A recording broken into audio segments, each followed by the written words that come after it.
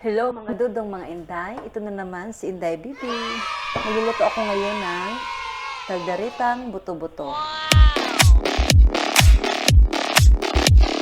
Pakukuluan ko muna siya sa aking pressure cooker para lumambot ang ating buto-buto bago natin siya igigisa. Okay po? So antayin natin ang mga 40 minutes para malambot na talaga siya.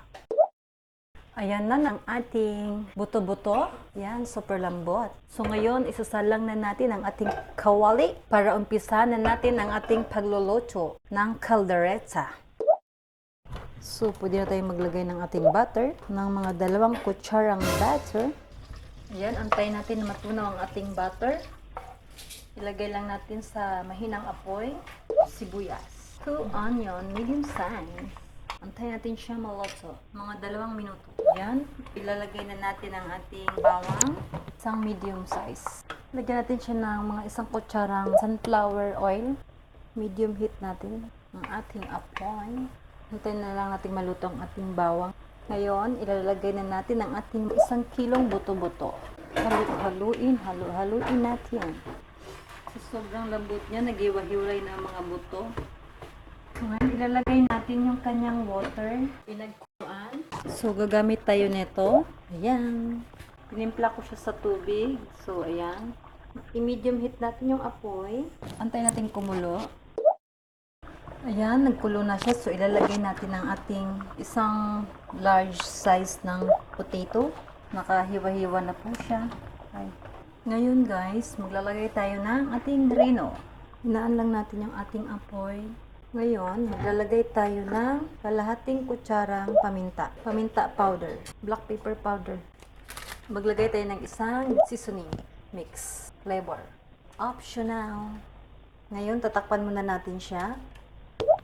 Tapos na po ang ating 3 minuto. Haluin muna natin at ating tikman kung okay na po yung lasa. Pwede na. Ngayon, ilalagay natin si carrots. 3 medium carrot ang nilagay ko. Maglagay pala ako guys ng toyo. 1 kutsarang toyo. Takpan muna natin.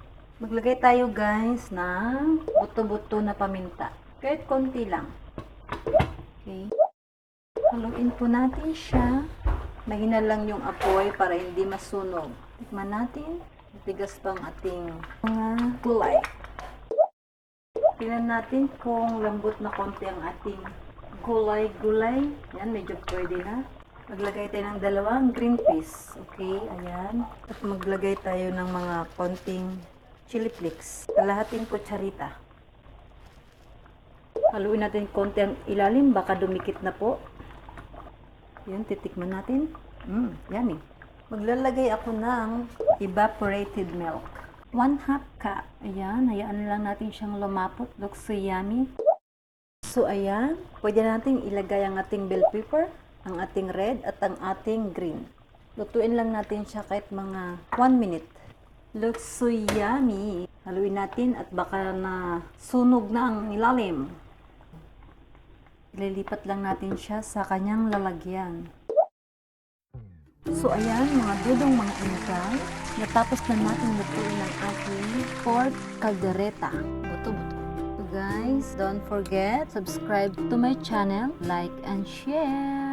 See you in my next video, guys.